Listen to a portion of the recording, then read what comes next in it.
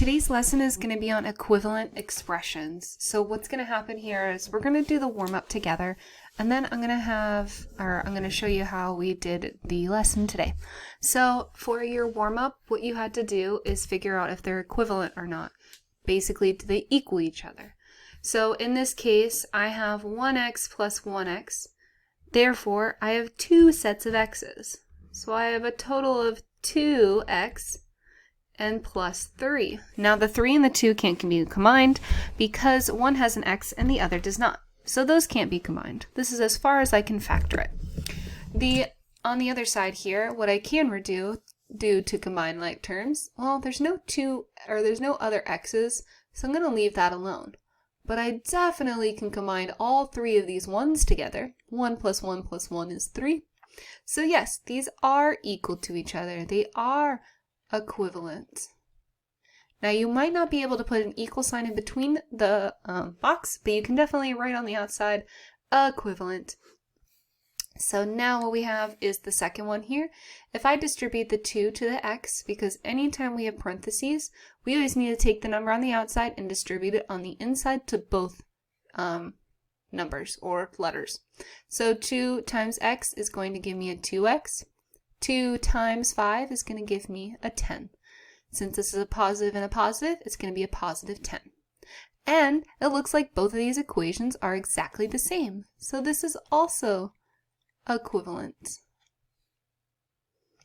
Now for this one, starting on the left, I can't combine the negative 2x and the positive 6 together, but I can distribute this negative 2 to this x and to this positive 3. Negative 2 times x is going to give me a negative 2x, and a negative times a positive is going to give me a negative. 2 times 3 is 6. So is a negative 2 plus 6 the same as negative 2 minus 6? Absolutely not. So these are going to be not equivalent because this is a negative 6 versus a positive 6. Now for number 4, this one can be a little bit tricky, but if we break it down, because we are distributing, negative 1x times a 3x.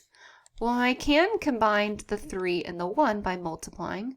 So I have 3 times 1, which is going to give me 3. And both of these x's, since I'm multiplying them, that means I have two sets of x's, meaning I have x squared. Instead of writing it as 3xx, mathematicians would laugh at you if you wrote it like this, because we want nice, neat numbers. So we have x squared, meaning that there's two x's here. This is the same as this. So I have 3x squared. Is that the same as 4x?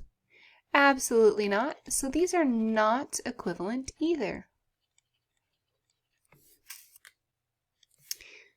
And for our last one here, I can't combine this x squared and this 7 together because one has an x, the other doesn't. But I can combine, just like in the first example up here, I can combine these two x's together. 1x and plus 1x will give me a 2x plus 7. And is that the same thing? Absolutely not. One number is squared, or sorry, 1x is squared. The other just has two x's, or multiplying by 2.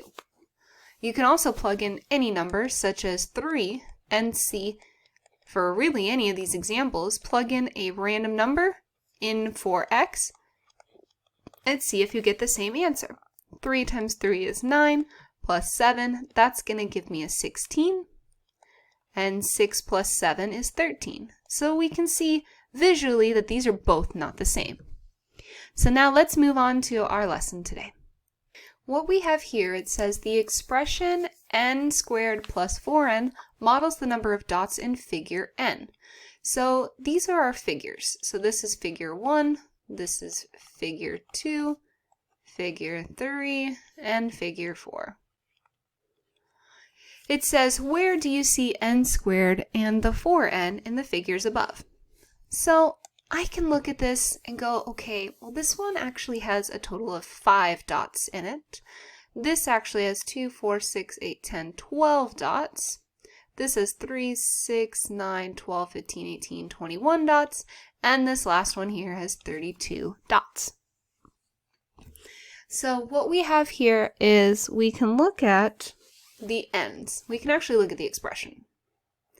It says figure n. N means the figure number. So let's see. If I wanted to figure out what figure 1 is mathematically, I can put the 1 in for the n. So now I have 1 squared plus 4 times 1. And 1 times 1 is 1 plus, plus 4 right here. Well, now, because I'm specifically looking at what each part means, where in the world can I see a 1 on my picture here? Well, obviously we got lots of 1s, so it will be kind of hard to tell. But I can notice kind of that there's 4 outer circles here. There's 4 dots that line up this solid 1. So maybe when we go on to the others, maybe this 2n means the center number. Well, let's see. Let's try figure 2 just to prove and see, get a clearer picture. Let's keep continue on with that thought process. So I have 2 squared, because remember the equation is n squared, plus 4 times 2. Now 2 squared is actually going to give me 4, and 4 times 2 is 8. So if I follow this process of the n squared is the center dots, I can clearly see that, yeah, that's true. My center dots, there's 4 in here. It's a 2 by 2, right? So then that means this 8 right here must be the numbers of circles on the outside of my figure, or the center. So let's see. 2, 4, 6, 8. Perfect. Yeah, so that does work out. And if I continued on in figure 3, my center dots would be a 3 by 3, meaning there's 9 center circles here. And on the outside, we have 3, 6, 9, and 12, which does mean that 4n, 3 times 4, does mean it's true.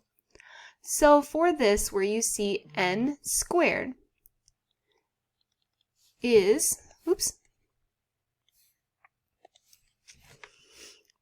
is the amount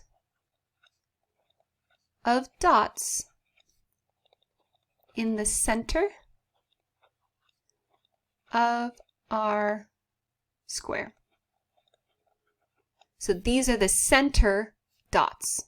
So in this case, a 4 by 4, or 4 squared, would mean there's 16 dots in there, which that's true. Now for the 4n, this is for the amount of dots on the outer edges. So what that means is, remember, we said that the 4 means, this 4 right here means that there's 4 sides to our shape. This n means the figure number. So if I have 4 times 4, that means I should have 16 dots on this outer side, which is true. 4, 8, 12, and 16. Pretty snazzy, right? Well, what's really cool is that this expression down here, n plus 2 squared minus 4, also models these figures. Well, like we did with the first one, let's plug in and see what each part actually means. So if we have figure 1 here, and I'll move up a little bit so you can see. If I have figure 1, and I plug in a 1 for this n, because remember, the n is still modeling what the figure number is. If I plug in a 1 right here, I have 1 plus 2, my original equation, squared minus 4. Well, I know that anytime we do anything in the parentheses, we add or do whatever's in the parentheses. So 1 plus 2 is 3, meaning I have 3 squared minus 4 now. Well, 3 squared is actually going to give me a 9, minus 4. Well, I'm going to stop there because I know 9 minus 4 is going to give me, in fact, the 5 that we're looking for. But this n squared part right here, this n plus 2 squared, gives me an answer of 9. Where in the world are they getting that 9 based on my figure up here? Well, if you think about it, I have a 3, my original amount, I had a 3 by 3 for my figure 1. So my figure 1 originally had 9 squares, or sorry, 9 dots. And it was brought down to the figure that we see above to being this. What is the difference between these two? Well, obviously we're missing 4 dots, but which particular dots am I missing? I'm actually missing the corner dots here. If I take away these corner dots from 9 to 5, I can see that, yeah, I am actually missing these corner dots. That's where this n plus 2 squared is. So my n plus 2 squared is the original amount of dots in my square. Because remember, this is in a square box or a square shape. So that n plus 2 squared actually means the original amount. So this is my original amount of that n plus 2 squared before I take away this minus 4. So the minus 4 is taking away, let me move down a little bit so give a little bit more room for you. So the negative 4 is how, the corners,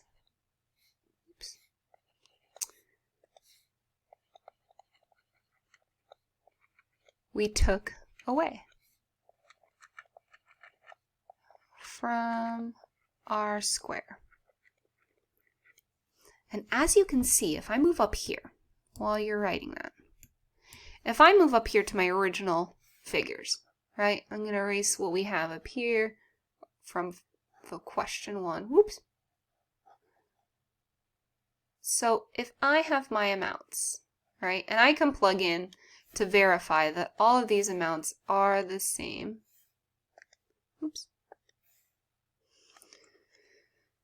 I can see that this figure 2 was actually a 4 by 4. And what I did is 16 minus those 4 corners is going to in fact give me that 12.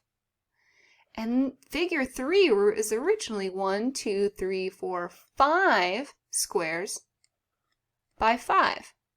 And if I took 4 away, I got 21, and so on and so forth. So now your last question here is actually asking, is there another equivalent way that we can find this expression? Well, we can definitely verify or break down this first equation that we looked at, n squared plus 4n.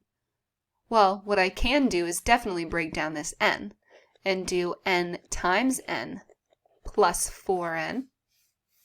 And how I can break down this is the same way. I have 2 sets of this n plus 2. And I can just break it down easily like this.